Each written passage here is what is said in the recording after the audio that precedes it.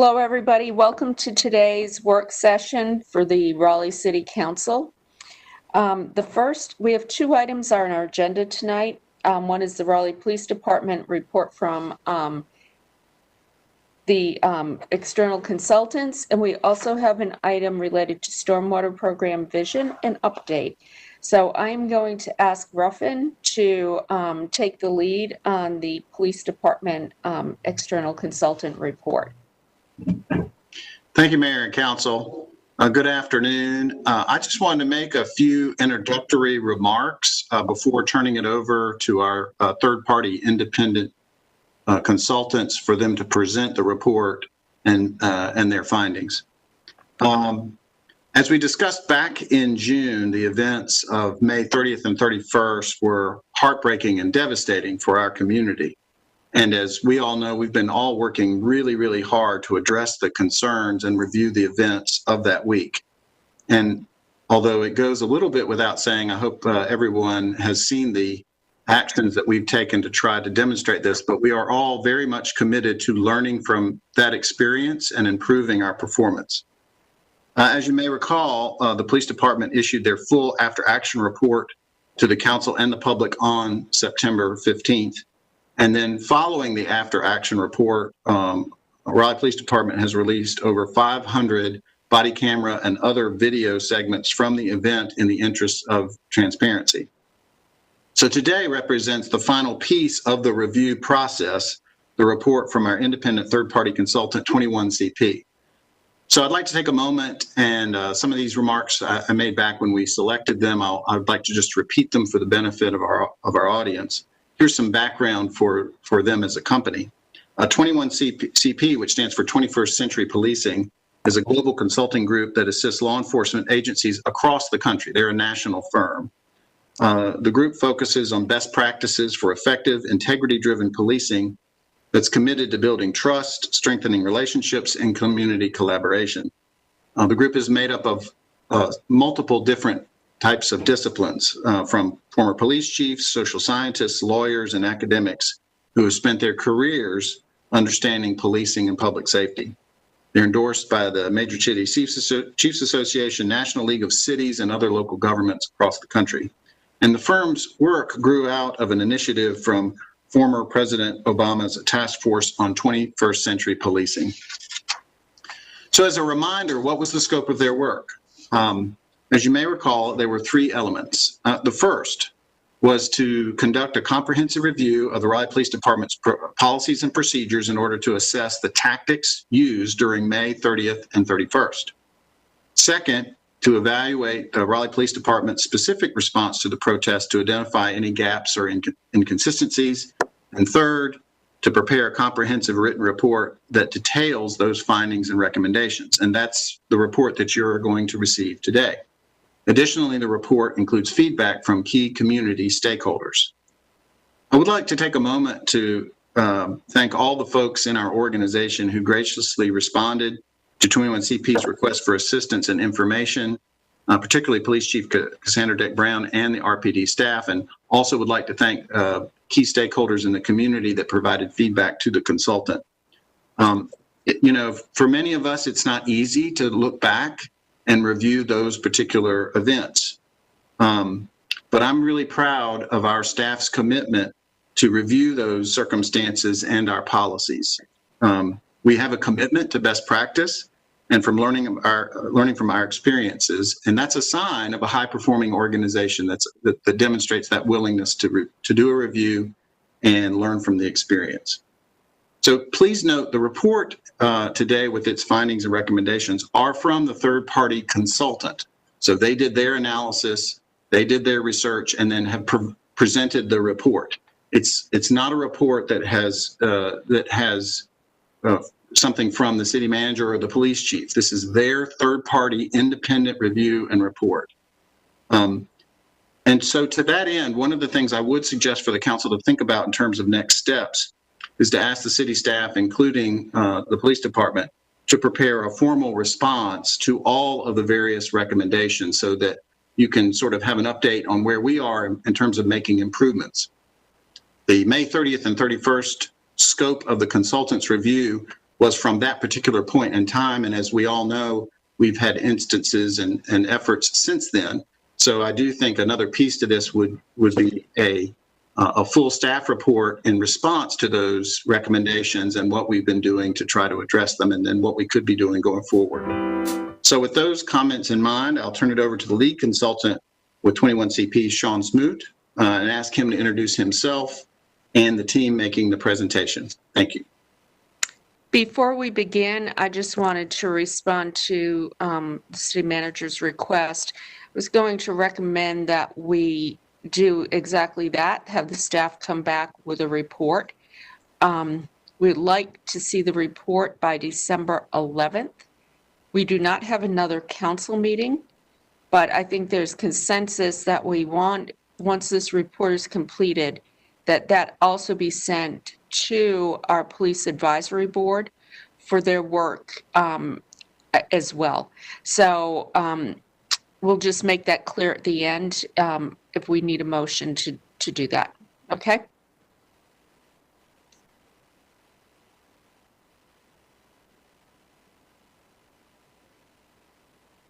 Mr. City Manager? Thank you. I'm ready for Sean Smoot to proceed. Thank you. Thank you, Manager, and thank you, Madam Mayor. My name is Sean Smoot. I'm the managing partner at 21CP Solutions, and I am very pleased to be with you this afternoon and present our final report recommendations. As the city manager described, we were engaged about 2.5 months ago or so to do a review of the incidents that occurred on May 30th and 31st and the aftermath of those incidents. Our company and the team that worked on this project is a diverse group of individuals, and I will ask them to introduce themselves as we go through the presentation, but you should know a little bit about me and a little bit more about our company. As the lead on this project and as the managing partner of the company, I'm an attorney by training. I spent a couple of years as an investigator for the state's attorney's office in McLean County, Illinois, before going to law school. And I've been involved in police-related issues for the past almost 30 years.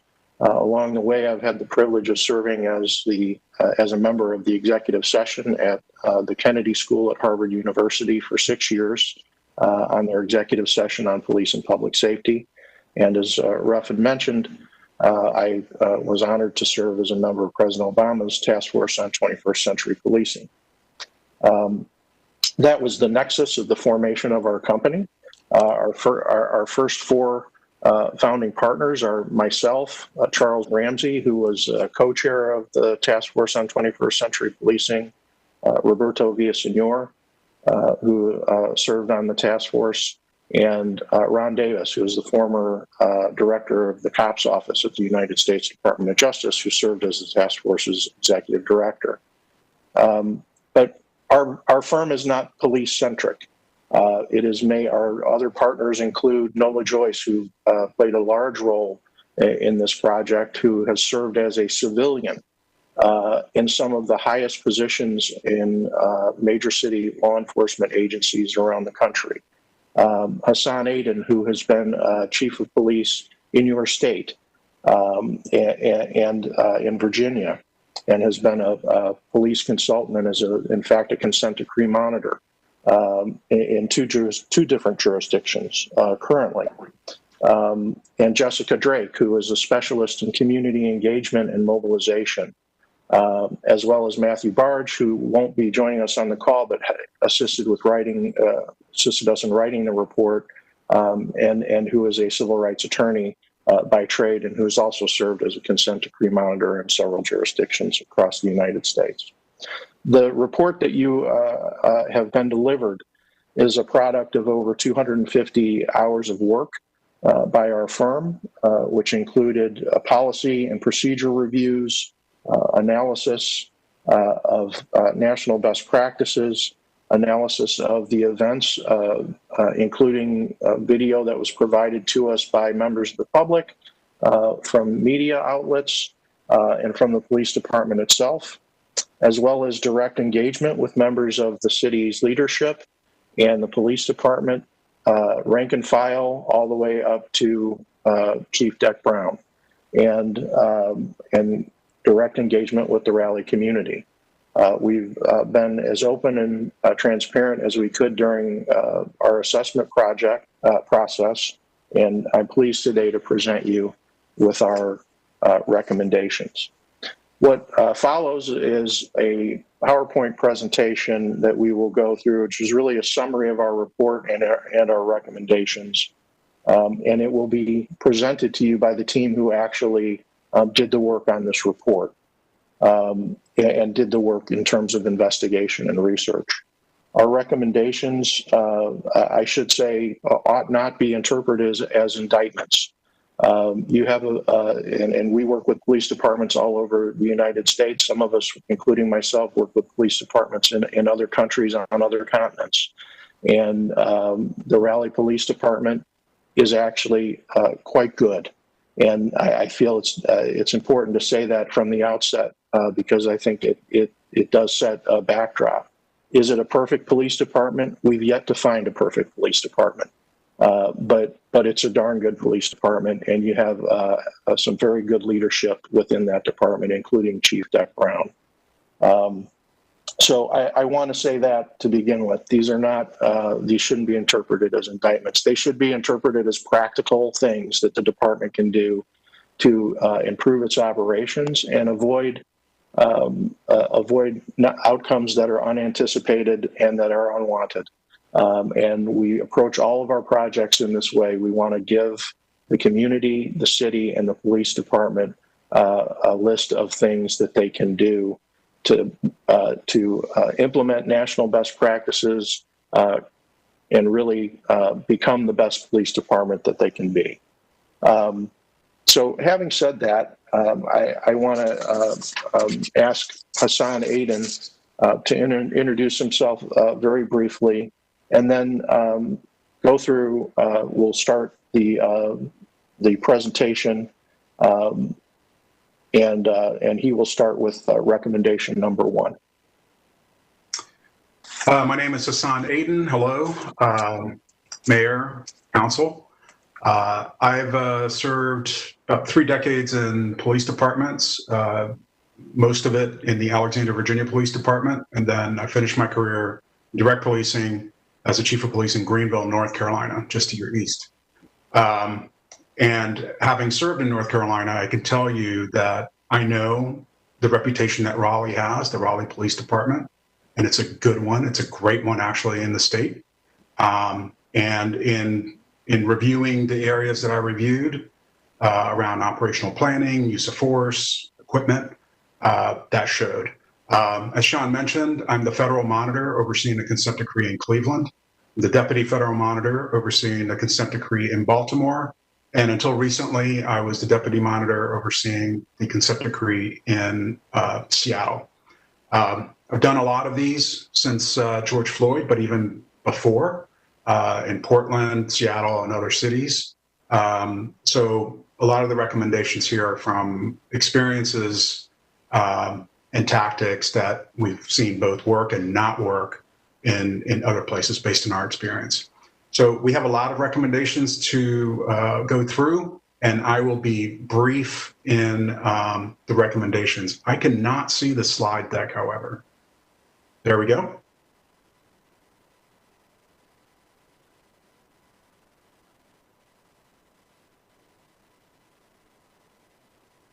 One more, we're going to start with operational planning. So again, I'm not going to go through every slide or every recommendation, but this first one really is about, it's a bundle of recommendations that really talk about effective command and control systems. We observed and reviewed all sorts of plans. These recommendations are practical and actionable, and we're pretty confident that will help the Raleigh Police Department navigate the very difficult circumstances around these modern protests. They've changed in nature. tactics have changed. So our recommendations will help sort of adjust to that. Next slide, please. And part of it, it all starts with planning. When you're dealing with managing a critical incident, whether it's man-made or natural, you've got to be able to plan. These recommendations are around a planning strategy that will help scale up the resources and then scale them back down and really adjust to what not just the police, but what other disciplines involved are seeing. Next slide, please. This recommendation is around the picket permitting ordinance. Raleigh has a very good one. It's very straightforward. What the recommendation really signifies or sort of boils down to is that it is sometimes used and other times it is not. So we're just trying to recommend and push some conversation around consistency on the application of this permitting ordinance. Next slide, please.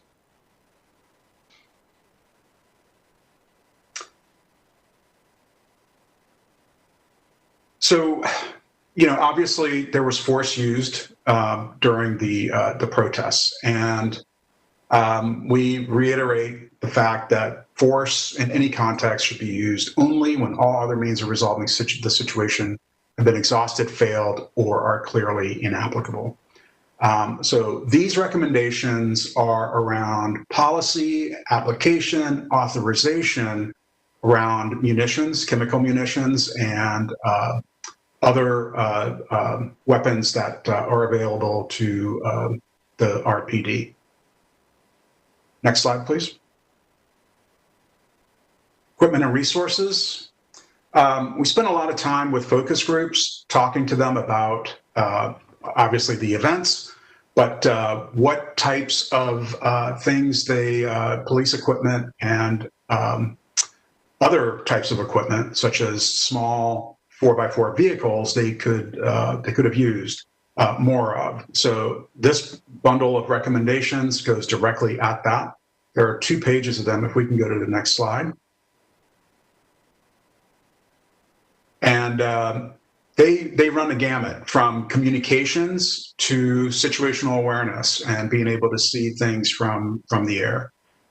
They're significant, they're important, and they need to be considered, and potentially with community inclusion in that consideration. Next slide, please. Communication. During a critical incident, there's nothing more important than the passing, the distribution of accurate information early and often, because there are so many outside sources, such as the media, that can skew that information flow and actually change the intelligence around an event. So these recommendations go directly to the development of a strategy to communicate from pre-planning, when it's likely that you're going to have an event, to post-event, and sort of scaling that back down. Next slide, please. This is a continuation of that. And I want to commend the RPD. Recommendation 20 has been already filled. That's a significant one that we saw as a necessity to improve communications within the organization downward. Next slide, please. And I'll pass it over to Nola Joyce. Thank you, Hassan.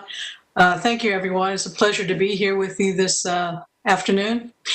So my name is Nola Joyce. Just a little more about myself. I started my career in policing with the Chicago Police Department, more years than I'm going to say, and was there as the deputy director for research and development. From there, I went to Washington, D.C., Metropolitan Police Department, and for about 9 years, and left as the chief administrative officer. Finally, I moved up to Philadelphia and served as a deputy commissioner for the Philadelphia Police Department. In both DC and in Philadelphia, I was a top-ranking member of those departments, as Sean said, as a civilian. It gave me a very interesting and unique perspective, being an outsider on the inside. When I retired in the end of 2016, I continued my work in two main themes, if you will. One is organizational change and police reform. In all three of the major departments I worked in, I was one of the guiding leaders, if you will, of major organizational change for those departments. And so and I continue that. I'm currently on the monitoring team in Baltimore. I've worked with police departments and looking at very much this kind of work in terms of review of policy and procedures, including including the Yale University, working with the California Department of Justice and the Sacramento Police Department and several others. In addition, part of my efforts since retirement has been working with cities on developing plans and strategies to address violence. And I've been doing that for the last few years. So one of my two areas is mutual aid. Mutual aid is how police departments respond to requests for assistance.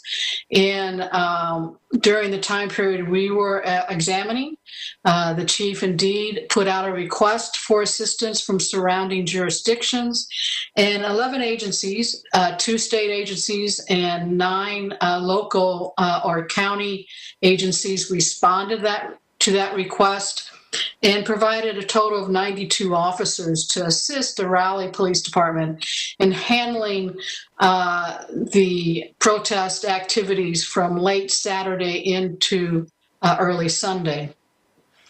The mere fact that the chief was able to put out that request and people responded appropriately, agencies responded quickly and appropriately, is an indication of the level of respect and cooperation that exists between the Raleigh Police Department and surrounding law enforcement. However, this gives the department an opportunity to just back up and take a look at how well the mutual aid system worked. The recommendations that we've provided first is just there should be a routinely effort to review and update the mutual aid agreements just to make sure they're with the right departments and they have the right level of specificity about the kinds of requests and demands that would be associated with providing assistance. This set of recommendations is really about also developing operational plan or plans associated with the mutual aid agreement. This is a fairly new best practice, if you will, across the country. The department does have an emergency operational plan in existence. This just extends it to take a look at the mutual aid agreements. And then once those plans are developed in conjunction with the other surrounding agencies, that officers have an opportunity to actually train together under the conditions outlined in the plan. Again, we were able to examine several of mutual aid agreements that the police department has. They meet the requirements, and these recommendations, however, are ways to make those agreements even stronger and better over time. And I'll turn it over to Sean. Thanks, Nola. I will go through our recommendations with regard to body-worn cameras. Next slide, please. Our first recommendation was that the department should review and revise its body-worn camera policy because, and this is directly responsive to information we received both from officers and supervisors regarding a lot of confusion amongst officers because these incidents kind of started as peaceful protests The department's policy essentially bans the use of body-worn cameras when people are participating in a peaceful protest or other First Amendment activity. And because of that, some officers, frankly, didn't even have their cameras with them at work that evening. Other officers had multiple cameras with them and utilized them. So there's just an inherent tension about recording people during protests with regard to civil rights and appropriate law enforcement function. But at the end of the day, policy needs to be clear in our view, because officers aren't going to be able to make those decisions as they're in the middle of a protest situation. Our second recommendation really was the result of several reports that we received about officers that did have cameras having difficulty mounting them because some of them were wearing protective gear or tactical vests, and there weren't appropriate mounting options for them to mount their body-worn cameras if they wanted to and if they wanted to use them.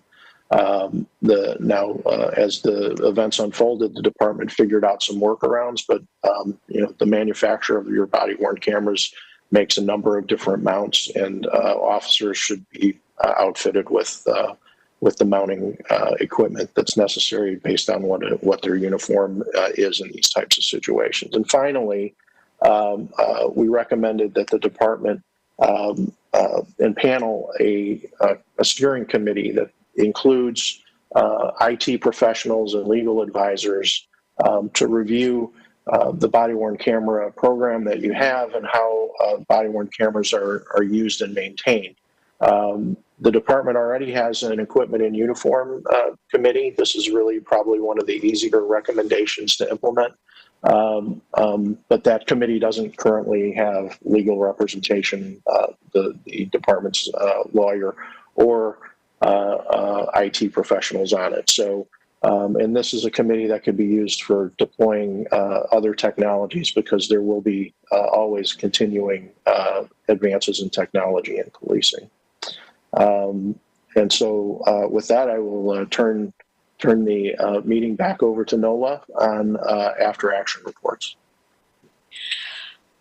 So after action reports, this is the process by which a department can learn from its experiences and continually improve its operations. You saw and you were given an after action report from the Raleigh department on the George Floyd protests. And so really, again, these sets of recommendations are ones to help improve both that process of learning and then also procedures to make sure that that learning is actually put into place.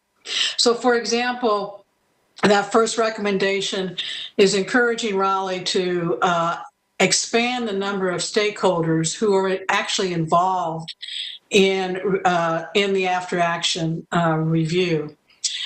They did indeed talk to key individuals and for the after action report that you saw.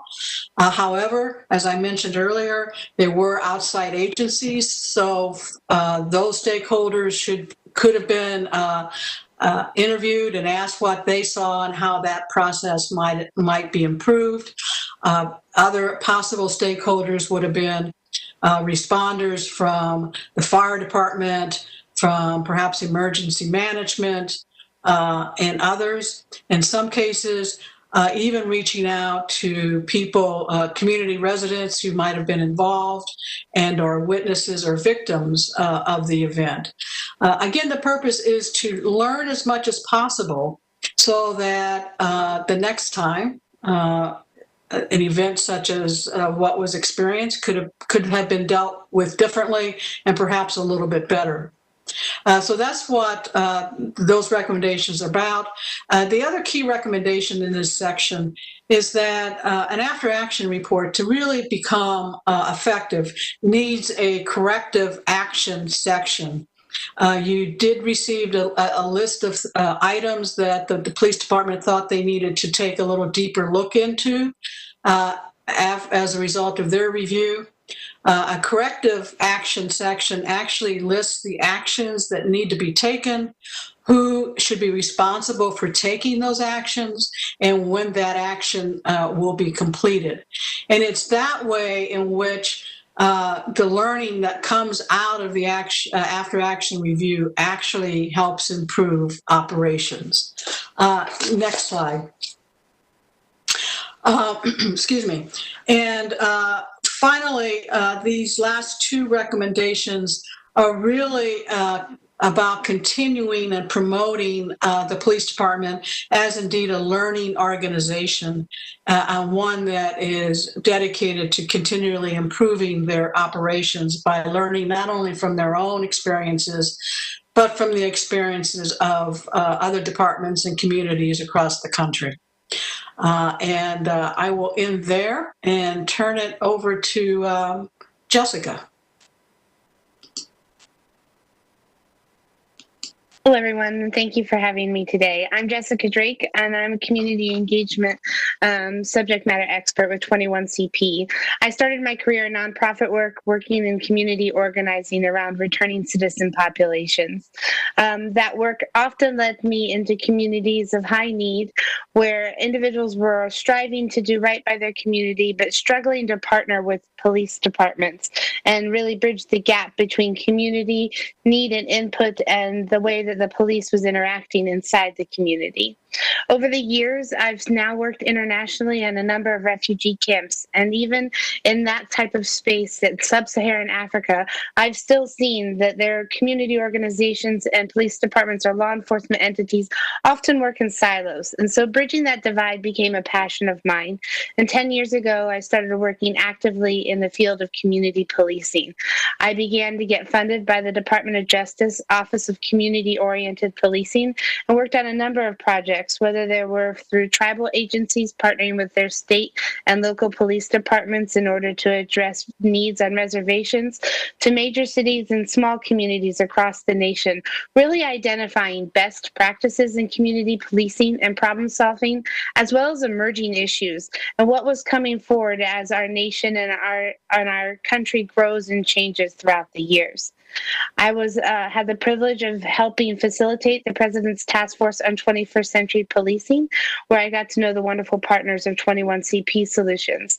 I myself am from Baltimore, Maryland, and serve on the Baltimore Consent Decree Monitoring Team, and have had the pleasure of doing this form of work now for a number of years, helping agencies grow from just small engagement to really intentional community policing endeavors that address true need in the community and problem solving as a holistic solution to growing a city in a safe and productive manner. When I reviewed the community engagement efforts within the assessment, I should start with this wasn't initially part of our scope of work, but would grow out of our want to hear more from the community as we listened inside the police department.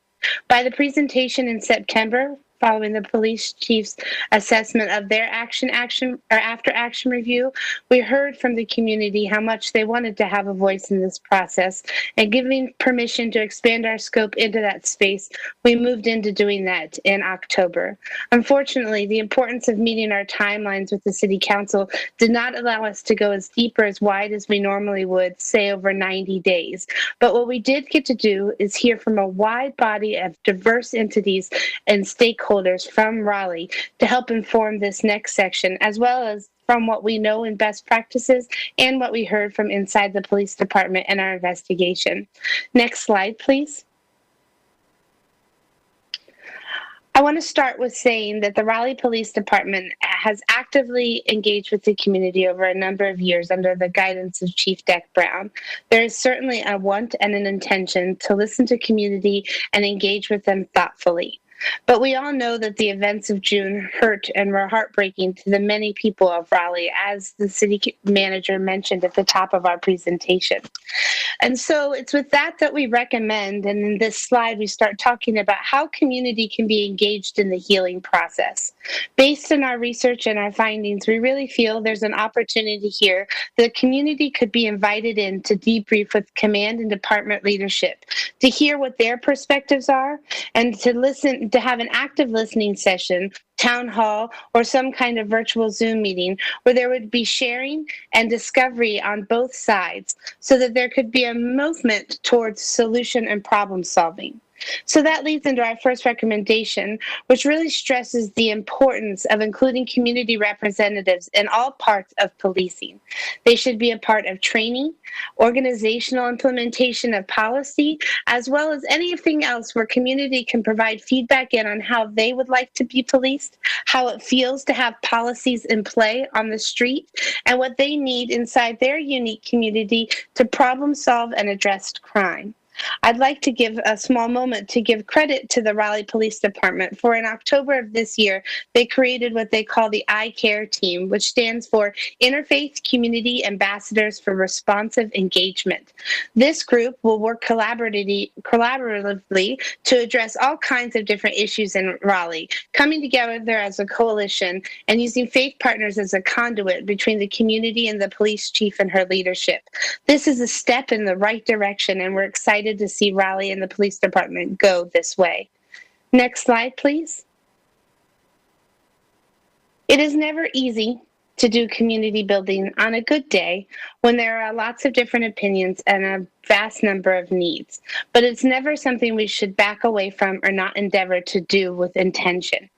To that point, we know that during the protests, there were outside agencies that influenced different actors. There were people who were not from Raleigh present during the protests.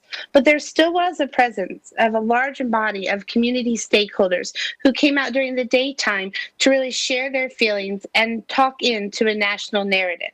We know that as things turned to a negative space, there's no possibility to do community building at that moment. But what we really want to stress inside this slide is the opportunity to do it in advance. Building strong relationships with a diverse body of stakeholders, whether it's a program like I CARE that the police department actively built themselves, or being intentional about doing outreach to stakeholder groups that are already in existence, can allow a police department to build strong relationships from moment one so that when protests occur in Raleigh, there can be some collaboration that has a mark for keeping things safe. This looks like things like marshals among the crowd. A community organization that has a strong relationship with the police department but also wants to be present in a protest could offer up marshals, people who would walk along with the crowd, making sure the crowd knows the expectation of how they need to maintain their own safety by staying away from certain areas, not blocking intersections, as well as addressing medical needs and any other things that might arise in the crowd. They also can be a conduit to communication with the police department, letting the police department know at every turn where they're headed, what the tone and tenor is of the crowd, and their intentions to stay nonviolent. That can help decrease fear on both sides, allowing there to be a communication pathway. In addition, we'd also like to encourage that there continues to be a dialogue, like we said in recommendation 10, about developing crowd management philosophies inside of Raleigh, where you can engage your community in a healing conversation. You can also discuss how this event might have hurt and what can be done better for everyone next time in order to address those concerns. Finally, we just want to stress the use of social media as an important tool in this space. We know that social media can be complex and have many dark alleys that might in turn be a problem. But where a police department can use social media to be hyper-communicative during such a situation, it's an asset to the police department and the community. The community can quickly endeavor to engage with the police department on social media to understand where they should and shouldn't be, to understand the rules of engagement, to understand how to not create unsafe scenarios, and also how the protests are moving and where areas in the city have become cumbersome for others. We really would love to see Raleigh move in a direction where they grow their social media platform and perhaps offer for training inside the department to make this a tool that is a helpful use between themselves and the community. I'll pause now because I know we want to wrap up, and I'll return it back to Sean. Thanks very much, Jessica. That is a very quick and summary of our report and the recommendations. We would welcome at this time any questions or feedback that the council would like to provide.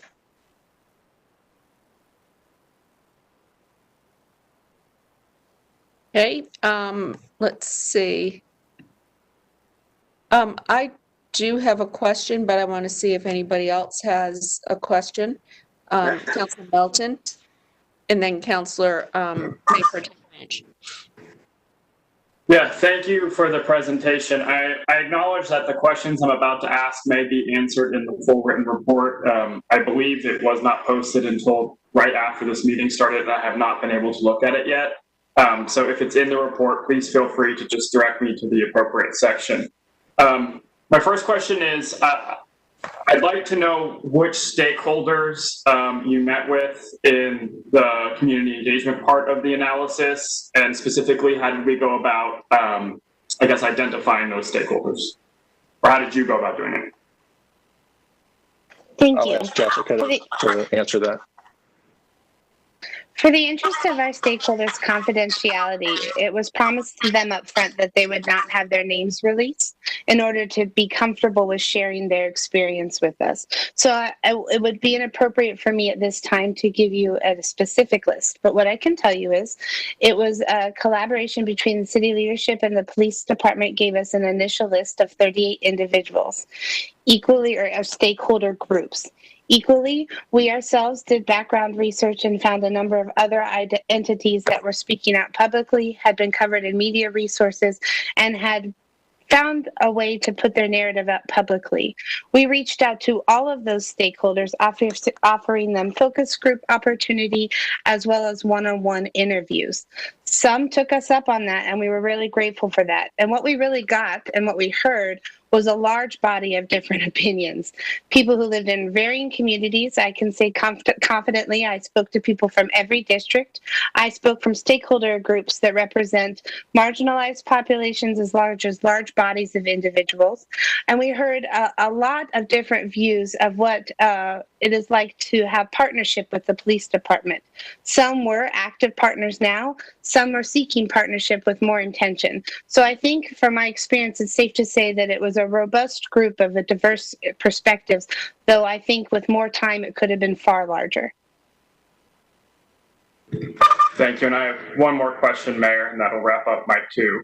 Part of the presentation that really caught my attention was under your equipment and resources, it looks like recommendation 13. It says, as long as RPD continues to use chemical munitions, it is recommended that RPD maintain a sufficient supply that has been vetted for quality and usability. I'll just start by saying, I don't think it's any surprise, I've gone on record with this many times, I'm opposed to the use of chemical munitions. I know that part of this process was going to be looking at best practices from other police departments. And I'm wondering if there's any data in the report about how many of those police departments use chemical munitions, and what, I guess, the policy or procedure is for them. Is that somewhere in the report?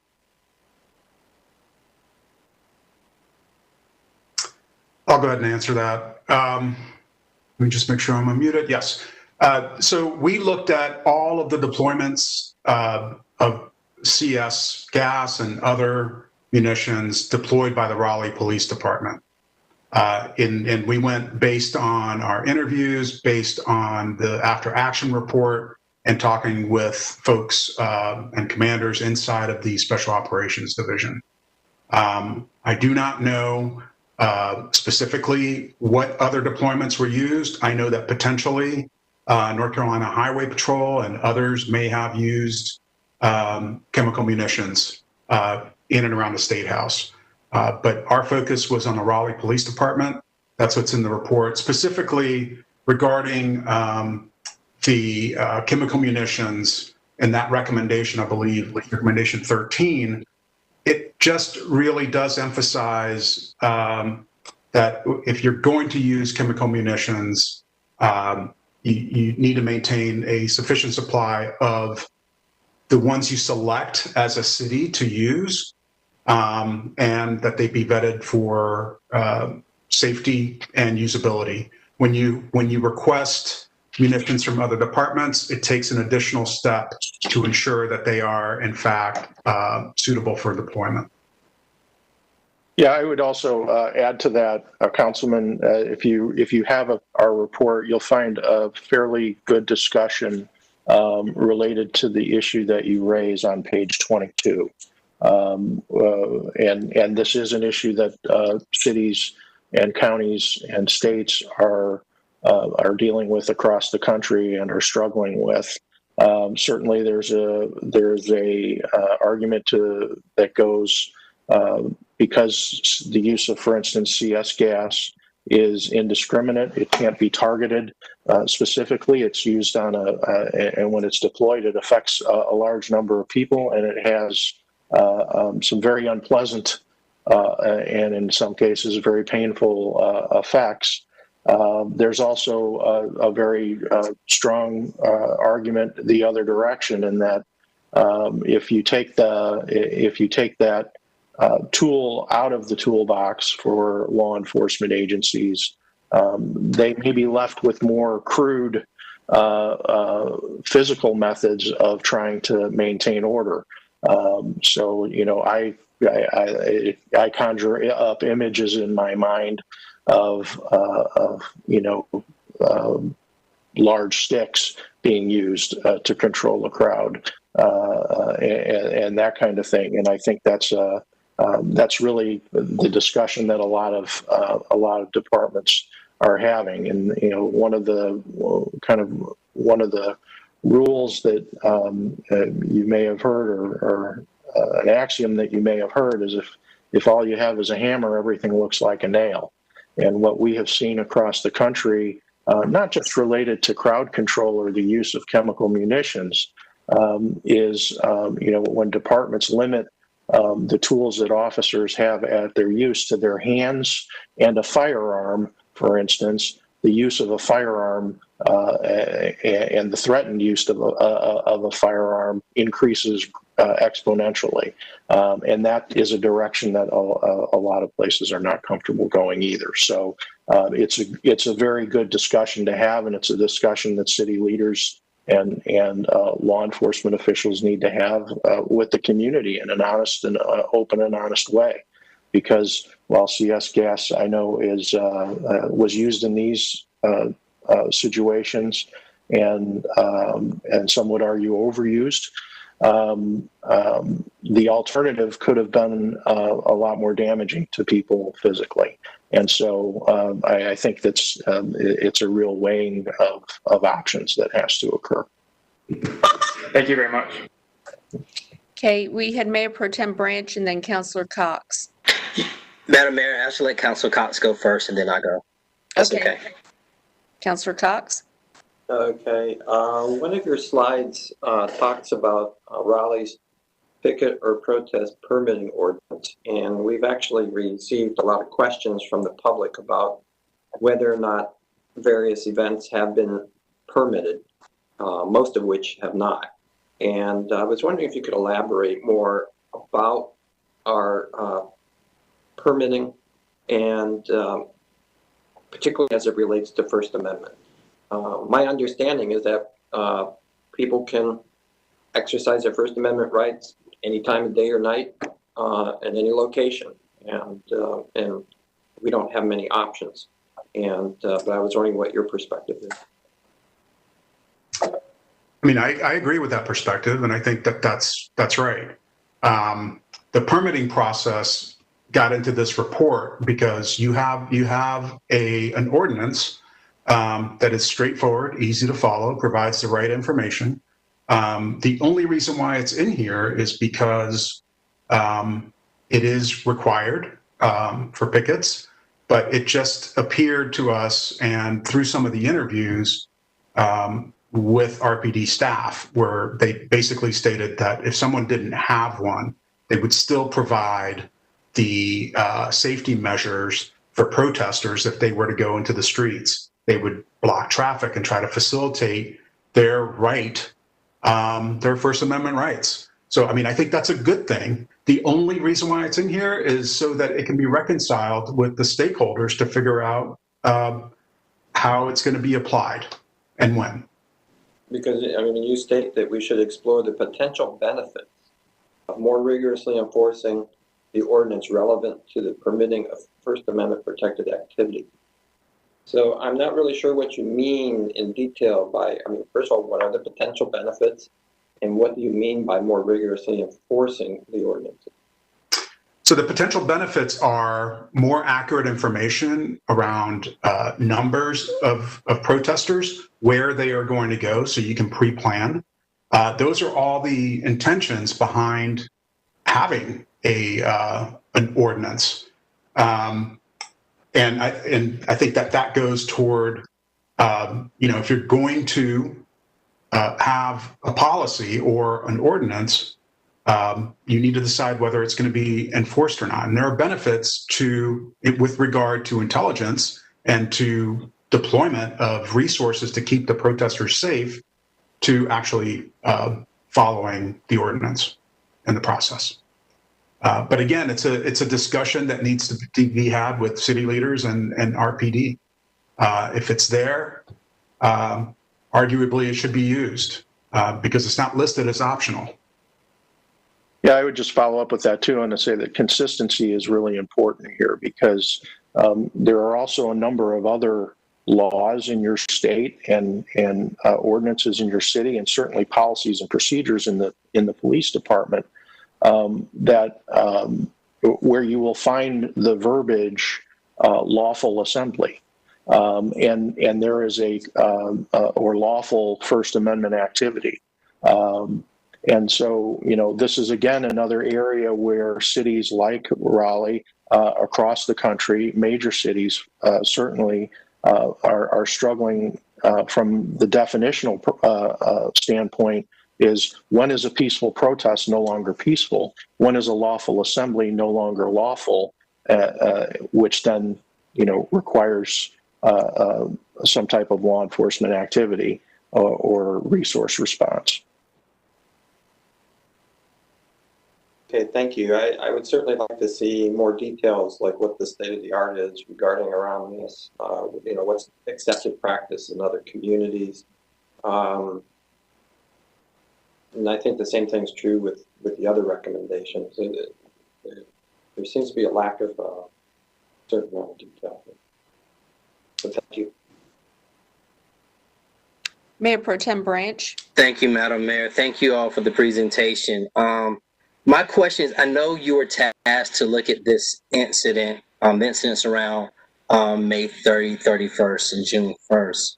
My question is, were there any policies or any items related to day-to-day activities that could have been reviewed or part of this that you had any recommendations for? We did review many day-to-day policies, including like the use of force policy, which is invoked probably several times a day in Raleigh. I'm not sure if there's a specific policy that you're asking about. I would be happy to address that. If we found, I can say with confidence, and as you can see, because as we went through the recommendations and when you look at the report, we actually directly tie in the specific department policies and procedures in the text of the report to the recommendation and the narrative around the recommendation. So if we found something that we felt we could make a recommendation to improve, we certainly identified it, and that's included in the recommendations here. Okay, yeah. I just, like I said, we just received the total 53-page report, so definitely something that I would need to go and look through, and definitely if I have any more questions. But that is, until I get a chance to look at the report, that's all I have for right now, Madam Mayor. But I may have some other comments. One thing. I can follow up with one thing. I think when you read through the report, you will be able to have some of those questions answered. But to Sean's further point, I really would say that in any part we looked at day to day for the community engagement side, it's always the growth opportunity.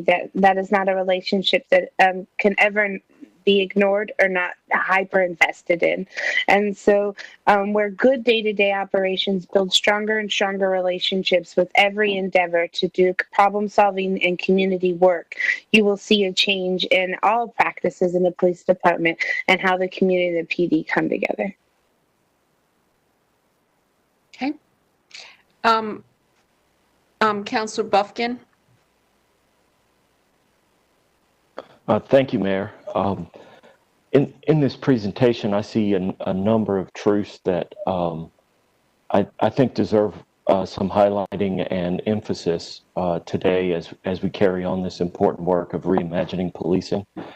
Truths that have been confirmed by conversations I've had since the 1st of June about these issues. These are difficult conversations, but our community is counting on us to confront these issues and do it in a way that's productive and constructive for our future. You know, we're all in this together, even if we don't agree on why it happened or what we should do now. So first, a truth that I think in some ways is self-evident. We're transitioning from being a small town to a big city. We're the capital city. We've seen lots of protests and demonstrations. But as we grow and we become a big city and share the stage with municipalities all across the country and the world, we're going to experience some challenges that we never thought we would have here in Raleigh. And this certainly falls in that category. And so again, our challenge is to confront this proactively before these challenges become real problems like we saw at the end of May. Problems like storefronts being defaced and destroyed, peaceful protesters being tear gassed while exercising their constitutional rights, and injury and stress on our police officers, several of whom may choose to leave the Raleigh Police Department. Second truth, as was spoken to, these recommendations are not indictments of our police officers. I recognize them as important opportunities that we have to improve the way we do one of our most important jobs, keeping the community safe. Third, reimagining policing and keeping the community safe in a better way is going to require resources. And that was reflected in the recommendations, and I hope that we will have the courage to invest in the community engagement work, the equipment, planning, training, procedures that will help our police officers do their jobs rather. Beyond the recommendations, I think we're going to continue to be challenged to rely on data and analysis, not fear and emotion in confronting these issues. Questions like whether we need more officers and whether officers deserve better pay and benefits. So in closing, I would note, as has been spoken to already, that we just received the report today. I'm sure we're all going to learn a lot more as we read it, and I'm certainly going to invest the time in doing that. For today, though, I think I would like to ask that the staff follow-up work identify the authorities that can take action on these recommendations. Some of them are changes the manager and the chief could make. Some of them are things the council could do. Some of them we may need help from our General Assembly. So I think that would be helpful to inform the council's work going forward if that kind of identification was included in the follow-up work. Thank you. Okay, I have two questions, Sean. One relates to, again, we haven't seen the report, but one thing that I was hoping would come out of this is an inclusion of best practices from other police departments, the types of things that we could learn. This was kind of done in, this bubble, but what else is there that's out there that we can learn from in terms of reimagining policing? Well, so in terms of reimagining policing, that's a big topic, far larger than what our scope was in reviewing the relevant policies and procedures and training related to the events of the 30th and 31st. However, I think what you'll see when you read the report, I'm just going to say these words, and I would ask you to keep them in your mind as you're reading the report. And it's two words, and the two words are differential response. And the reason I ask you to keep those two words in mind when you're reading the report, and really when you're thinking about policing and reimagining policing or redefining the role of police, in the myriad of conversations that are going on around the country, and frankly around the world. One of the things that you will see interwoven into our recommendations and into the narrative of the report, and it really, a spotlight gets thrown on the issue of differential response when you're talking about a protest situation. And what that means in the context of policing protests is how police officers initially appear, what their initial role is and conduct is, and how that can change depending on the crowd and the nature of the protest. So many departments today have very rigorous plans about policing protests, and those include officers being initially in a planned peaceful protest in soft clothing and soft uniform clothing, like their regular patrol uniforms. And part of the reason for that, and that's a differential response, because other departments and frankly uninformed departments will have officers immediately respond to any type of First Amendment activity in turnout gear that, we call it the turtle gear, the big pads and the hard shell kind of military SWAT looking gear. And what the research has shown and nationally is when officers immediately turn out in that kind of gear, it changes the tempo of the protest and the attitude of the people participating in it. And it really, instead of de-escalating, it escalates. And so that's what I mean by differential response. Certainly there's a time and place, and you encountered it in your city the night of the 30th, where it was wholly appropriate for officers to be wearing that protective gear. And they needed it. They were being, some of them had bricks thrown at them and were in harm's way. But that's not the initial response. And so that's kind of what we talk about. And that principle of differential response can be applied in different areas too. So we hear a lot of discussion about who should respond to people who are experiencing a mental health crisis. And is an armed police officer in uniform the right person to initially respond to that situation? And many departments now are doing something different. They're sending out a team of people, which include a mental health professional and a police officer who kind of hangs back and lets the mental health professional engage initially. Some places send out medical personnel along with mental health professionals. So again, it's differential response.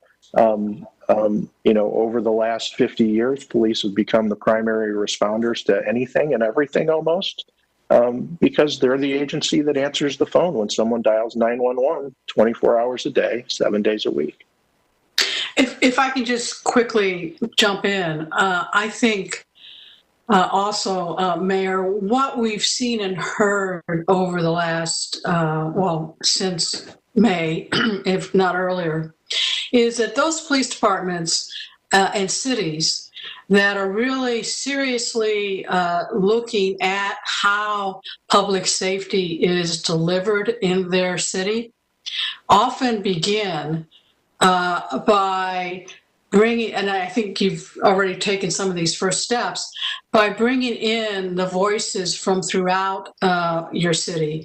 So obviously the voices of yourself and the council, of the police department, of all ranks, and of community members and nonprofit organizations to really have that difficult and hard conversation that is about what does public safety look like in our city? How do we want it?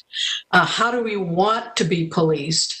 And that conversation is also driven by data. And I think someone has already mentioned both of those points. There is no, as far as I know anyway, there is no best solution yet. Every city is struggling with the question that you just raised. And they're going to come to a solution that is going to be the best fit for them. And the only thing I guess I'm trying to say is that comes when you invite all voices to the table to have that kind of conversation, and also to be driven by data. Okay, thank you. I have a second question. On the evening of the protest, not only was Raleigh Police Department responding, but other law enforcement agencies were as well. The Sheriff's Department being one, State Highway Patrol, Capitol Police, officers from other municipalities. There were some disturbing images of officers in riot gear throwing tear gas into the crowd. And of course, people automatically assume that that was RPD. Is this addressed at all in the report, how other agencies responded? It was addressed in the area of mutual aid. And I'll let Nola talk about that a little bit. Chief Aiden was called to a meeting of the U.S. attorneys and had to jump off the call. But I'll let Nola talk about that briefly, and then I can kind of wrap up on that. Okay, so the mutual aid, and like I said, there are mutual aid agreements between the Raleigh Police Department and other agencies. We looked at 4 of them. By state statute, you don't have to have a mutual aid agreement, but it is strongly recommended. And what we saw is that the existing agreements hit the basics. But what we are recommending and encouraging is that it goes beyond the basics to address very specifically questions like what munitions can be used by who, under what conditions.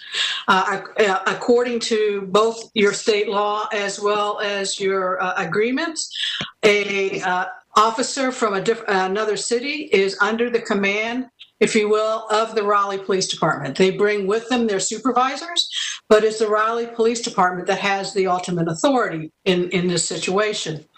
But there has to be very clear plane rules and ground rules. And if they aren't clear, obviously that raises confusion and groups acting on their own.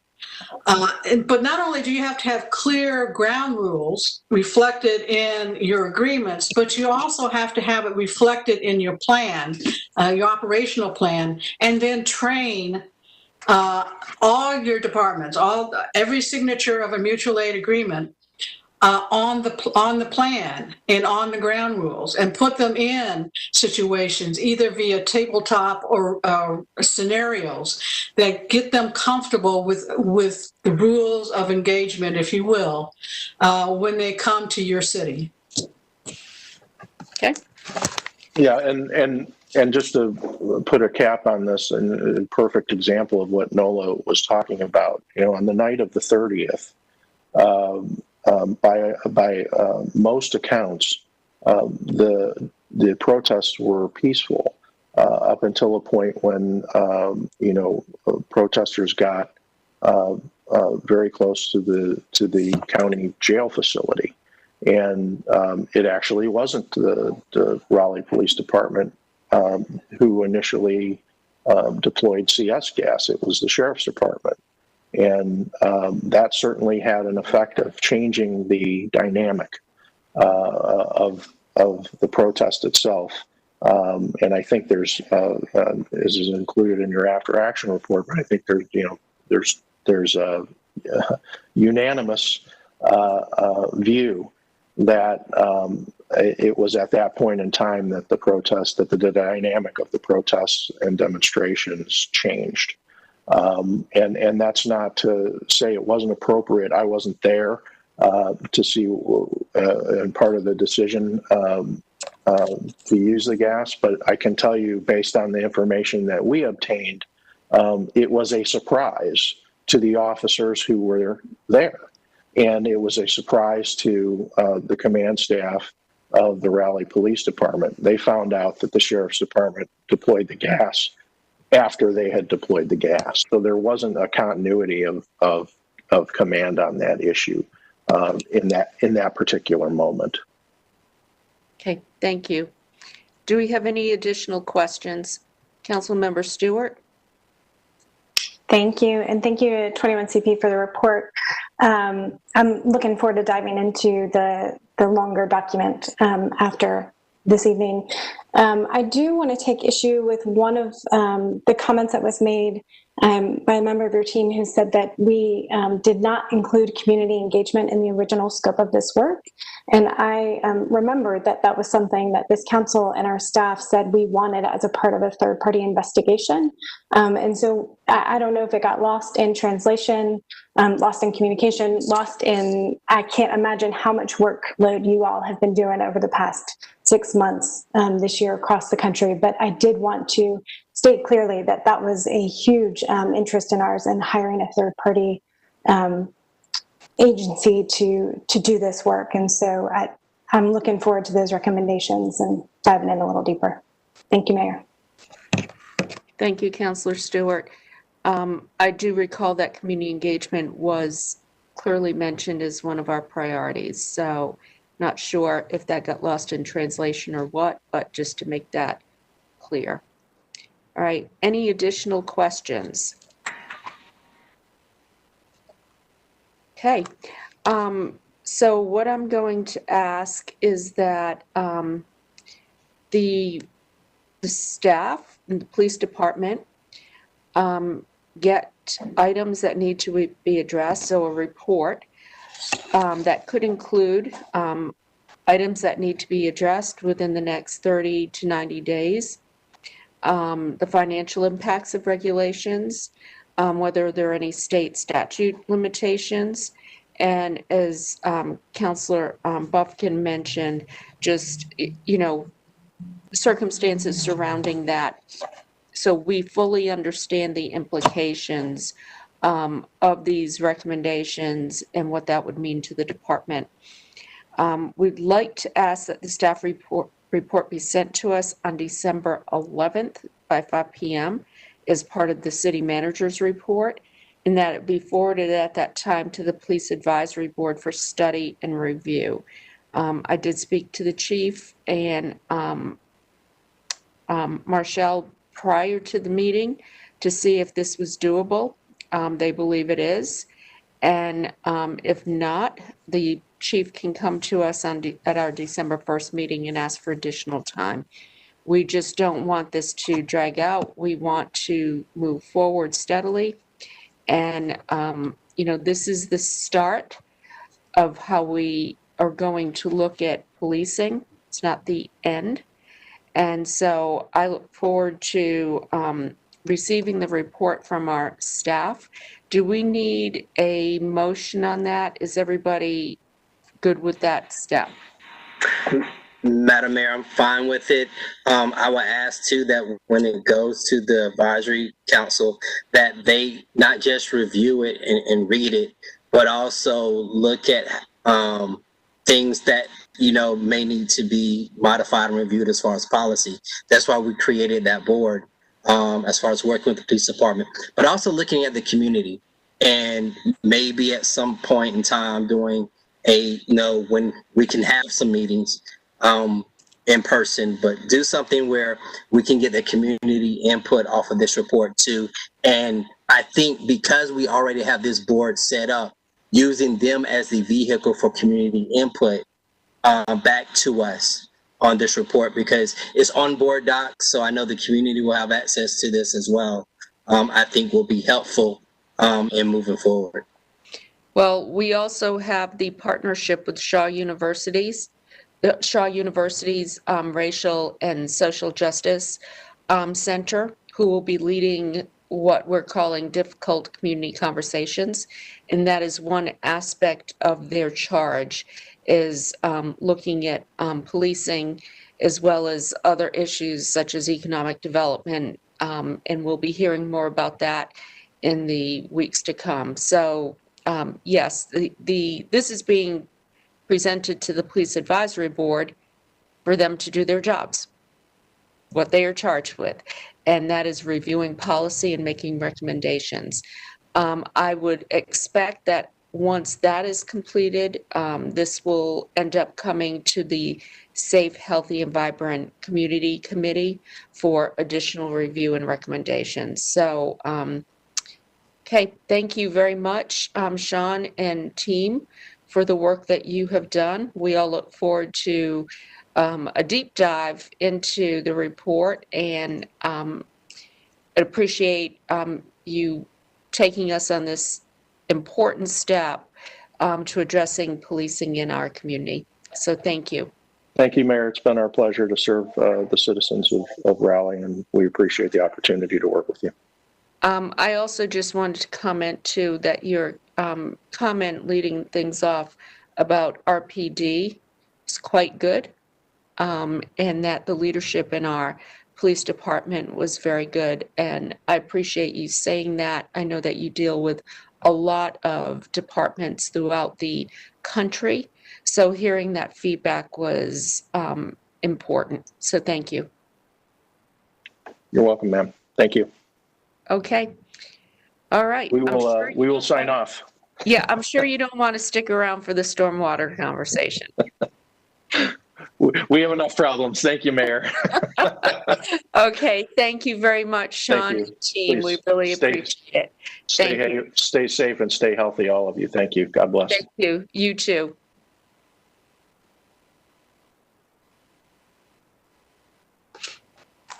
Okay, thank you, everyone. And now we have Wayne Miles from Engineering Services, who is here to talk to us about the Stormwater Program vision and update.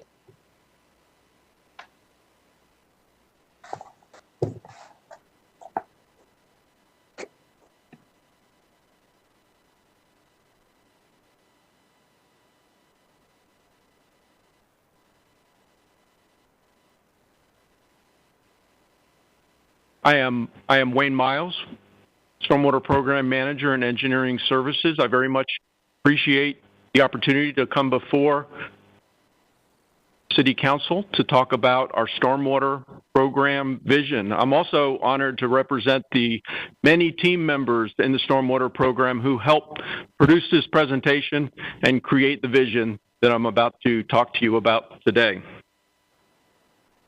I'd like to start by reviewing our program core mission briefly. We have followed this mission for many years now. It's been bought into by the Stormwater Management Advisory Commission, and I think it still stands very well in terms of our primary goals.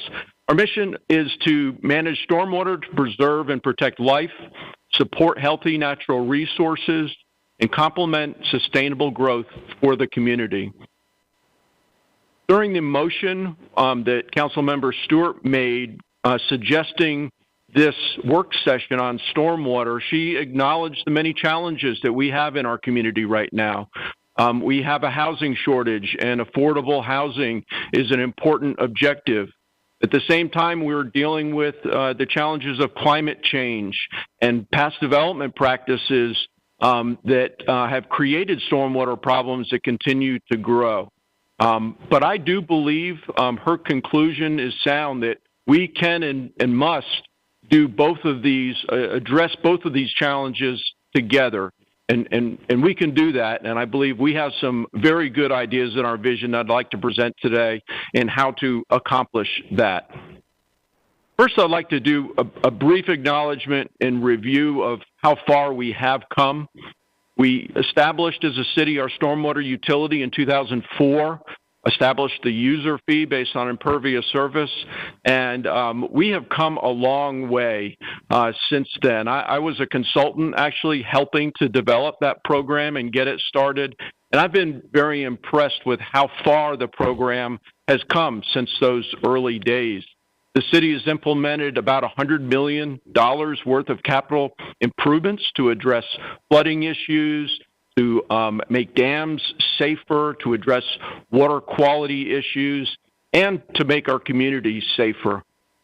We must and can do more, though. We have a lot of work, although we have come far in the 17 years since we began the program. So here's our vision statement for what we will accomplish. We wish to be the smartest stormwater program possible to economically and equitably achieve our mission. In short, we will be stormwater smart. And that means helping our community be smart. That means helping our staff be smart. And that means making good decisions on behalf of how the city implements its stormwater program. So what does that mean? This philosophy will be applied to all the many programs that support our overall mission. And I'd like to go through a few examples today in the presentation to give you an idea of some of the ideas that we'd like to take forward. We have established 6 goals or critical success factors. I'm going to touch on each of these and then give some brief examples under each one on our vision of how to be stormwater smart. The first goal is understanding the level of surface needs and expectations of the community and setting our priorities, resources, and budgets accordingly.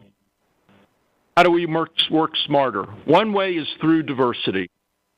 One of the first actions, I believe it was the December meeting shortly after the election that this council took your seats, we brought forward a revised nomination policy for nominating and appointing members of the Stormwater Management Advisory Commission.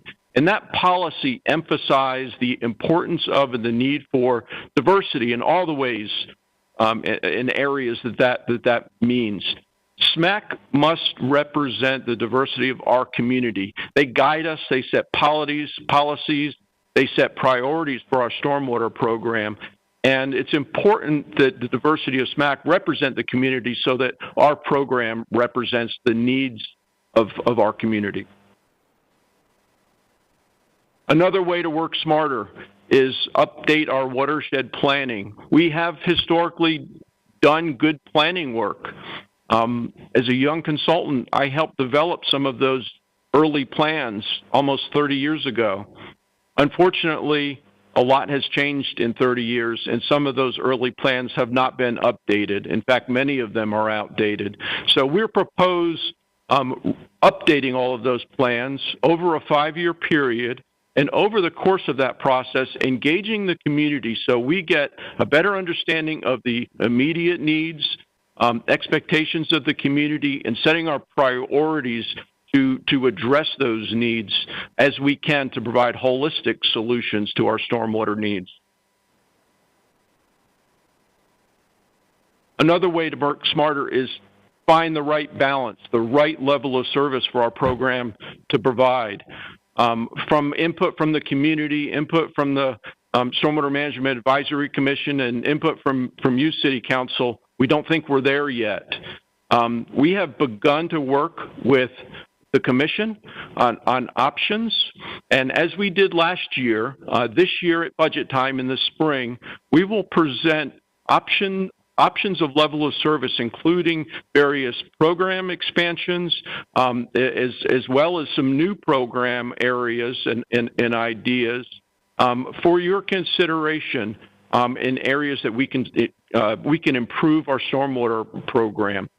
This is an important process for us to go through to provide this flexibility so that we can better match the expectations of the community. Goal number 2 in being stormwater smart, implementing a high-quality, data-driven, innovative program through continuous improvement. How will we do that? Starts off by being smarter about expanding our flood safety efforts. This is one of the most critical areas where we can help keep our public safe. You have noticed, I'm sure, some of the flood warning signs we have deployed. We need to expand this deployment and find better ways to notify our community of flooding risks and help keep them safer. Here's one way we're looking to do that, and this is pretty cool. Working closely with IT, the city is piloting some new software with 3 innovation companies, NVIDIA, Dell, and Esri, to use machine learning with our traffic cameras to improve how we manage our city. The stormwater implications of this are we can use all 140 traffic cameras that are deployed right now, teach the computer to analyze that video and recognize when road flooding or other types of urgent stormwater issues are occurring. And so by using this machine learning technology, we can expand our flood sensing network considerably with very little additional capital expense and really improve how we understand what's happening in our city from a stormwater perspective. Another area we can work smarter and be more efficient. We're improving our analytics. We're improving our key performance indicators so that we really understand the capabilities of our resources. We really understand the resource needs that we have as part of a program, and we can be strategic about how to deploy those resources and improve our work processes to improve efficiency. We can also look at condition assessment and aging infrastructure issues smarter with better data. We're upgrading our condition assessment program by developing a risk model that is being contracted with a consultant right now. This risk model helps us understand where we need to deploy and collect better data based on risk. We want to address the highest risk areas first. And the idea is that we want to understand failures, where failures may occur before they occur. We've had a number of unexpected failures of stormwater infrastructure in the last couple of years. One just recently, a few years ago, out by WakeMed Hospital. If we can collect information in these high-risk areas, find conditions that foretell failures that could occur, fix that before it fails, we can save considerable money as compared to fixing it after it fails, and we can make our community safer. Goal number 3 for being stormwater smart, being good stewards of staff, budgetary, and environmental resources.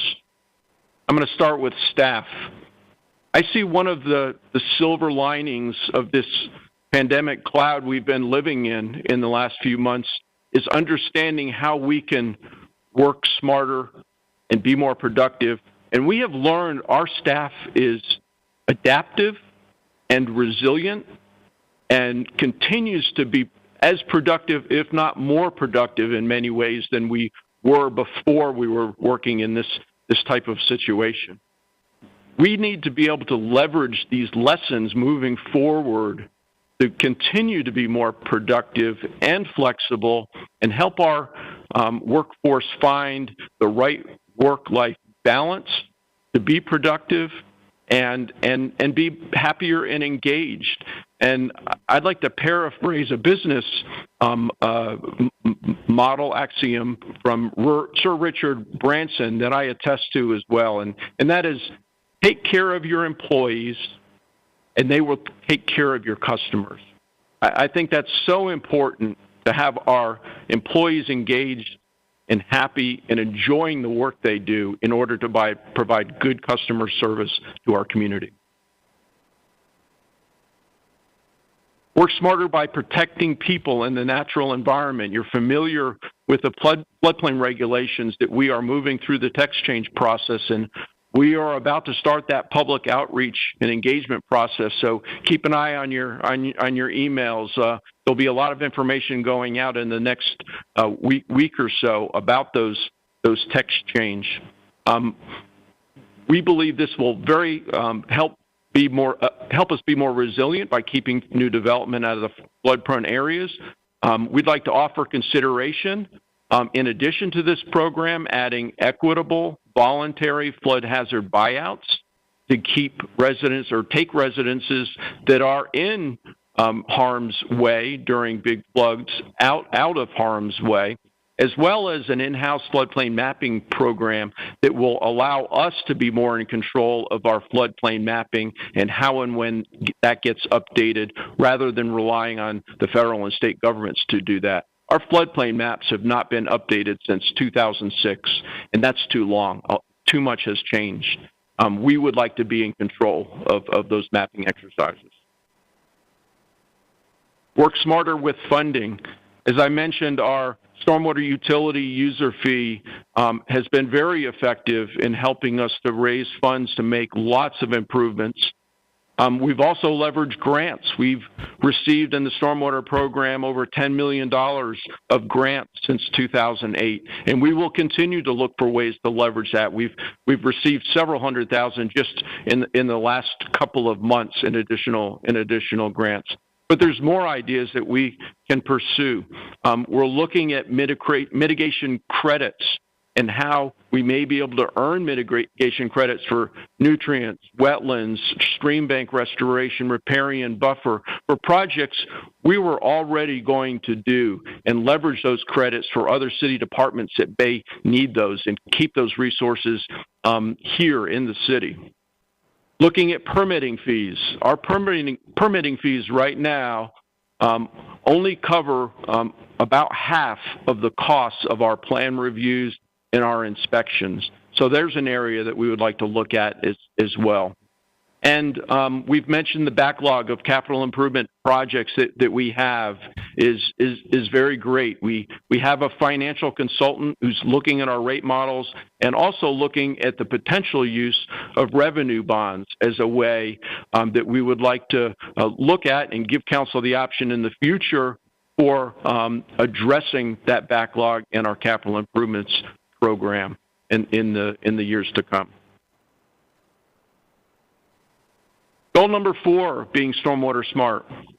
Delivering integrated services and projects through collaboration across the division and across citywide programs using partnerships and teamwork. An example here of working across departments in collaboration, our stream restoration program, which we are gearing up and hope to do so even more in the future, is a great opportunity to work with Raleigh Water. They have a program where they harden stream banks to protect their sewers. Parks and Rec has a similar program that they have funding that they need to use to protect their greenways from erosion in creek beds.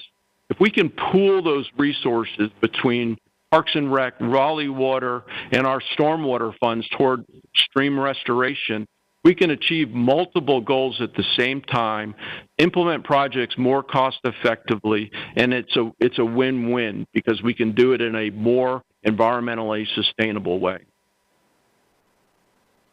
Another example is green stormwater infrastructure. We are using more and more GSI on city projects, but we can do more. We are working with SMAC, the Stormwater Management Advisory Commission, right now on a policy that will look at how and when to use GSI on city projects. And of special interest is using GSI in areas that are highly impervious now.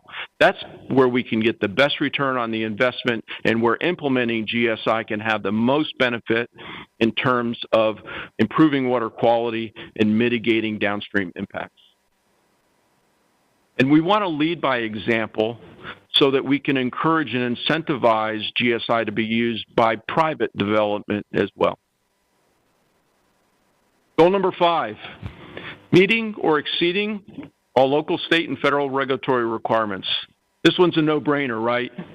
Yes, but there are ways that we can be smarter about how we do this.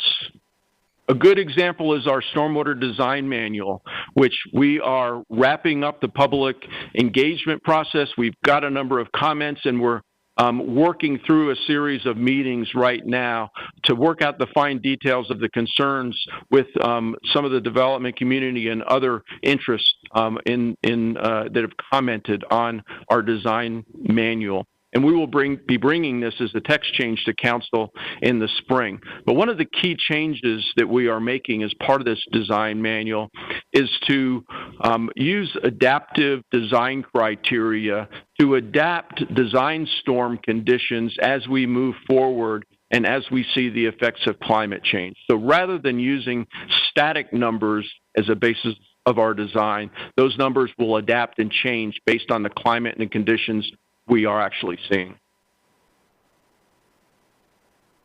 Another example, being smarter by being more proactive. We are still very much in a reactive mode. We get reports, sometimes we find them ourselves, we go and we fix it. That is the most expensive way to work. We will apply the same risk model that I mentioned we are developing as part of our asset management program to help us be more proactive, more efficient in addressing the higher risk areas with maintenance more frequently. This is going to improve reliability, it will save cost in the long run, and it will ensure that our in-house resources are being used efficiently and effectively. Work smarter with technology. Another pilot that has been successful for us is we have implemented remote lake level management and monitoring at Lake Johnson. And we have been using this technology to preemptively lower lake levels when we know large storms are coming. And by lowering those lake levels, it provides more storage, more buffer, if you will, to help mitigate downstream flooding. And we've been doing this for a couple of years now, and we have found it to be effective in mitigating flooding. And we are looking to expand this program to other lakes and possibly even reaching out with a regional partnership to work with our other regional partners so that we can coordinate this flood control benefit across multiple lakes in the region. Goal number 6 in being stormwater smart. And this one I saved to last because it's really, in the end, most important. And that is building and maintaining trust with the community through engagement, awareness, and education of our program mission, goals, and objectives. This is ever so important. We can work smarter with outreach and education. We've done a lot. I think we've done a good job. We've partnered with outreach organizations like the North Carolina Museum of Science. Here's a photo of a panel workshop that we did for hurricane preparedness education for the community that was well received. We partnered with the Carolina Hurricanes and had a hurricane trivia night where questions were asked of the audience, and this was a virtual environment, of both kinds of hurricanes, the hockey kind and the storm kind, and that was well received. But there's much more that we can and will do in terms of engaging the community. Some examples, we are working with community groups and established leaders throughout the community to to help spread the word related to our stormwater messaging, specifically related to the proposed floodplain regulations and what they will mean to the community and folks who live in flood-prone areas. This photo happens to be one of our Stormwater Management Advisory Commission members, Reverend Taylor, leading an education group of students in helping them understand the importance of good floodplain management, showing them a water quality rain garden that was built with a city grant to help develop that.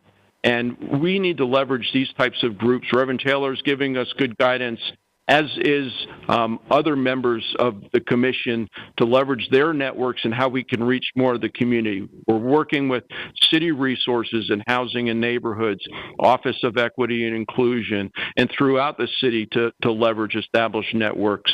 We can and will do more, and this is so important that we get this right and continue to look for more ways to engage the community. Because when we get this feedback, that comes right back to goal number one of understanding what the community needs and setting our level of service expectations to meet those needs. So in summary, when we work smarter, we ensure we get diverse community input through the Stormwater Management Advisory Commission and public outreach to improve our understanding of the needs of the community and provide equitable solutions. We update watershed planning to get better data, engage the community, and drive more effective and holistic capital improvement solutions. We improve our flood hazard mitigation program through regulation changes, through equitable voluntary buyouts to get residences out of harm's way where that makes sense and they wish to do that, and by implementing in-house floodplain modeling.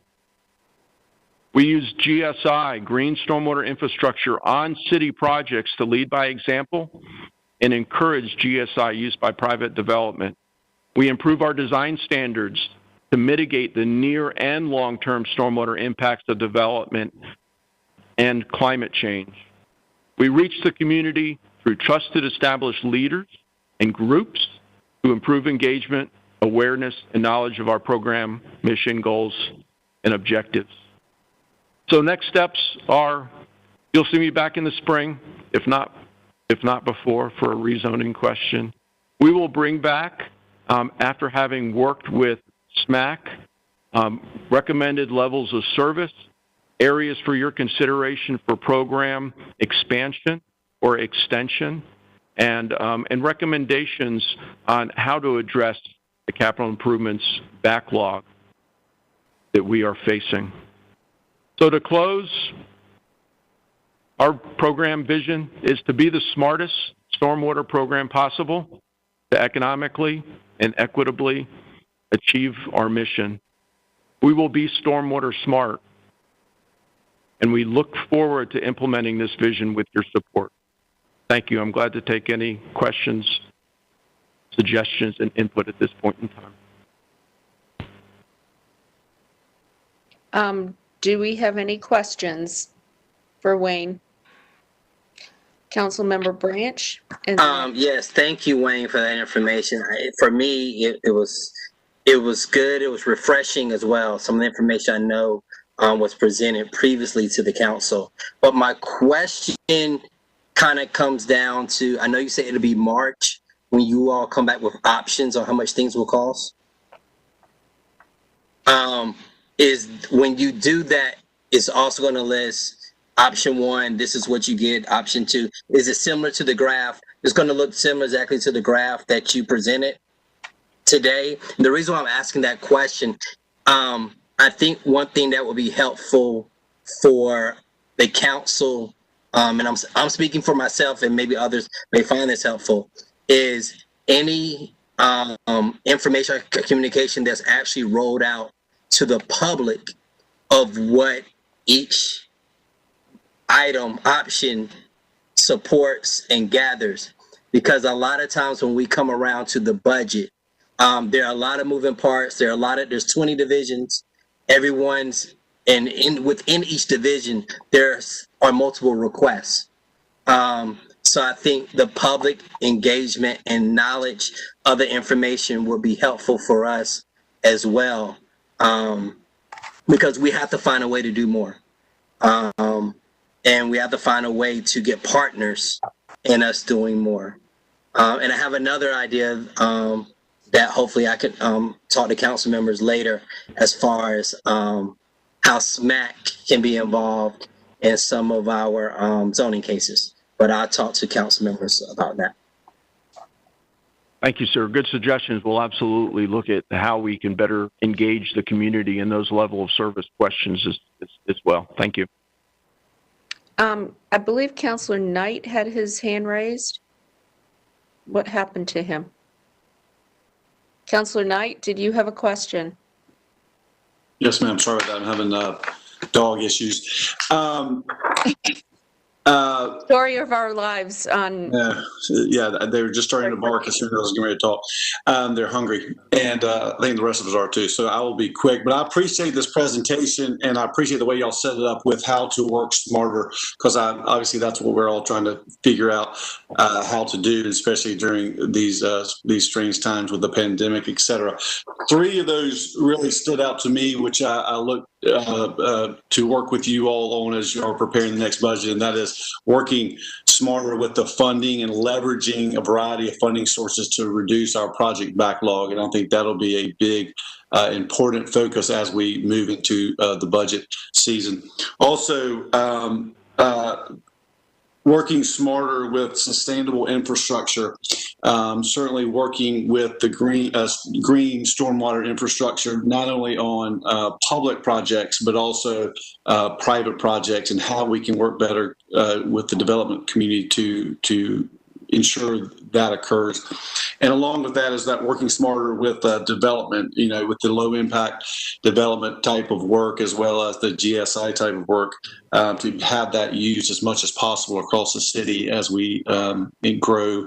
And I think that would be, and also retrofit as well, and upgrade. So thank you for your presentation. I look forward to working with you all, and being the liaison with SMAC. I hope SMAC is as the Mayor Pro Tem has said, is very involved in determining the future policies and budget for the city. Thanks so much. Okay, Councilmember Buffkin. Thank you, Mayor. And thank you, Mr. Miles, for this presentation. This is a really important issue, as we have discussed before, and you heard it yourself when you joined us for District Day Town Hall last month. And thank you again for being there. We try to keep you busy up here in District A, and I'm sure the work will continue to come your way. So I have several questions. Let me first go to the budget issues. I've just about convinced myself that we need a large increase in our stormwater fee to get working on this backlog. And of course, that raises the problem of rate shock and affordability, particularly for people who are struggling right now. So my question is the Utility Customer Assistance Program eligible for helping folks pay stormwater fees, or is that only for water and sewer bill? Yes, sir. It is applicable to stormwater fees also. Okay, thank you for that. So if I may continue, Mayor, my second question is about our use of revenue bonds and something that may be similar but maybe different. And I'd actually like the staff's help learning a little more about this thing called environmental impact bonds. I think the smart use of debt in this area, where we're putting in expensive infrastructure that's designed to last a long time, can help us in 2 ways. One, it helps align the people who are paying for the infrastructure with the people who benefit, so that the folks who paid today don't pay the full freight of something that's going to be used for 30 or 40 years. And 2, it helps us enjoy the benefits of the projects earlier than we otherwise would. So could you just share with us a little bit our historical use of debt financing and what opportunities there might be to use debt in a smart way to get these projects out a little faster? Yes, sir. So to date, in the stormwater program, we have not used any type of debt financing at all. It's all been pay as you go for our capital improvements program and all other programs. So that is something that the rate and financial consultant, Reftelis, that we're working with right now is tasked to help us look at both revenue bonds. We have talked about environmental impact bonds. It seems like maybe those may tend to apply more on larger consent decree programs, which we don't have, but it is something that we have asked them to give us some feedback on. But there are definitely benefits, and you've described them very well. You're paying off the cost of the infrastructure over the course of its design life. So it can be seen as a more equitable way of funding those larger infrastructure improvements. It's definitely something we're looking at, sir. Great, thank you for that. And so I would offer my encouragement to include some of that discussion and maybe some potential options if you're ready when you come back in the spring. And then, if I may, one last question, Mayor. On the idea of working smarter with more data, I've well, it wasn't so recent now, but in the not so recent past, I've heard about this new technology that can be used to install fiber optic cable on the inside of stormwater facilities, and it builds out a network that can support internal communications within the city. Is that something that we've looked at, and if so, do you think it holds any potential for positive change for us? We have looked at the use of fiber optic cable, sir, and we have been approached probably over the last year or so by a company that was looking to explore that in Raleigh. We have asked for some more specifics about where they would like to deploy fiber, and they haven't told us that specifically. Part of the issue here is that our stormwater pipes aren't very long. So in highly dense cities, very large cities that maybe have large combined sewer systems that have tunnels that cross the span of the city, it's a very applicable technology to install in these large tunnel systems that it may be difficult to excavate or install other ways. The particular company that made a proposal had only one U.S. installation, and that was up in Cleveland. And we did reach out to Cleveland. It's actually the Northeast Ohio Regional Sanitation District. And they said it was a very specialized case where there was a stormwater tunnel that they needed communications conduit specifically between the pump station and their wastewater treatment plant, and that's why they deployed that technology. So it's certainly something that we're open to considering if the right application would come before us, but we haven't seen the right application as of this time, sir. But we're certainly open to other types of innovation, and it's a good option to consider. Great, thank you. Okay, Councillor Stewart, and then Councillor Fort. Thank you, Mayor. Mr. Miles, I am, of course, thrilled with this presentation and the information you've provided today.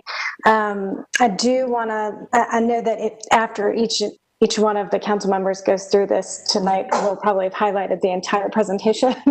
But I do want to put some special attention on all of the work you're going to be doing around flooding, flood safety, flood mitigation, the fixing of infrastructure before it fails. I'm especially interested in the equitable voluntary flood hazard buyout program idea and getting more funding into that. And I'm thrilled to hear that we can no longer wait on updated floodplain mapping and that we're going to be taking that on ourselves. The other thing I would love to highlight, I know that y'all have done some of this because I've attended these meetings, but the more community engagement we can do with people who live in the floodplain, I think we can't do enough of that. So I just want to put a special asterisk next to that, as well as it's kind of an overlapping thing. So thank you, and I'm looking forward to hearing more about what y'all are coming out with in terms of recommendations around the budget, but also the floodplain stuff y'all have coming real soon. So thank you. Excellent. Thank you very much for that feedback. Appreciate it. Good evening, Mr. Miles. Thank you for the presentation, and I probably would echo a lot of what's already been said. As you well know, with a number of the proposed developments that come through District D, there's often, concerns from, folks who live in the community about stormwater issues that have, impacted their property before the new developments are, approved and constructed. And so certainly I would ask, as you are making the recommendations for us in the spring, I appreciate all the forward thinking that's being done with this particular presentation, but I guess there's, for me, there's some question about, how do we handle issues in certain communities where there's been a number of complaints about stormwater issues, and if there's a way that we can do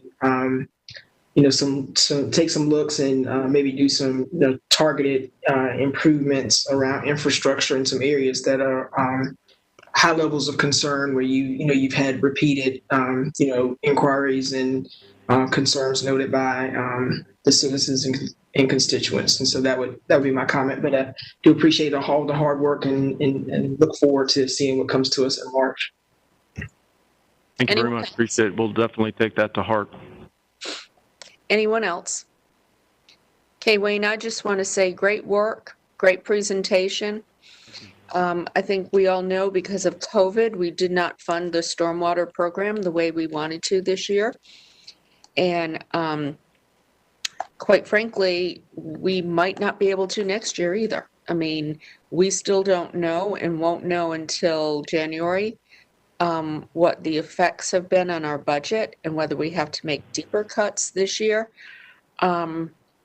So, any ways that you can figure out how to increase revenue with some of the, I guess, new thinking of funding it would be really helpful. And I just want to say good work. This is a issue that has been plaguing us for many years, and I feel like we've really got some momentum behind us. So good job.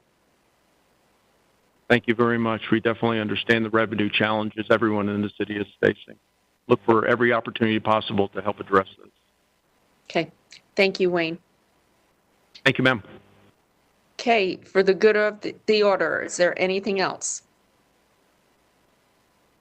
Okay, with that, I will adjourn tonight's work session. A lot of information to absorb on two really important topics. So thank you to everybody for sticking with us, and we've got work to do. Take care. Have a good night.